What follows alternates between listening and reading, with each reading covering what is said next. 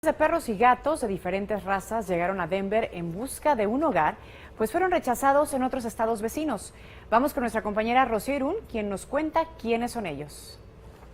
Muchas gracias, Vanessa. Me encuentro en el Dumb Friends League, una organización que acoge tanto a gatos como perros y otros animales para que sean adoptados. Y conmigo está Fausto, un gatito que, como pueden ver, tiene más peso del habitual y él está aquí buscando una familia. Hoy me encuentro con él y con otros tantos animales que buscan un hogar. Vamos a conocerlos.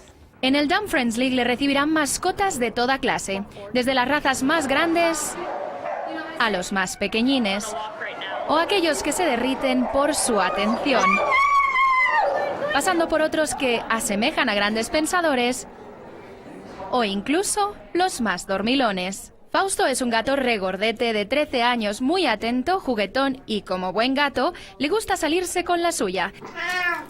De seguro será un buen acompañante para ver películas los domingos o acurrucarse cuando nieve en un día de primavera como el de hoy. Y aquí tienen a Frankie, que está en plena forma a pesar de sus 11 años, los cuales no le quitan la belleza. Ojos que más que ojos parecen mares, te harán olvidar que vives en una ciudad de montaña. Pero hay un caballero muy especial, Shorty, un poodle mezclado. Hortensia Orellana de Dumb Friends League nos cuenta más. Shorty vino al shelter hace unos meses ya.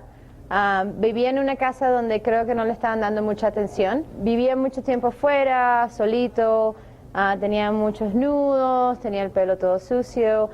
Bueno, ya lo saben, Shorty y otros 34 perros están aquí en esta organización situada entre la calle Evans y la calle Quebec, esperando para que usted les dé un hogar. Ahora regreso contigo, Vanessa, a los estudios. Muchas gracias, Rocío, por presentarnos a estas mascotas y seguramente serán adoptadas muy pronto.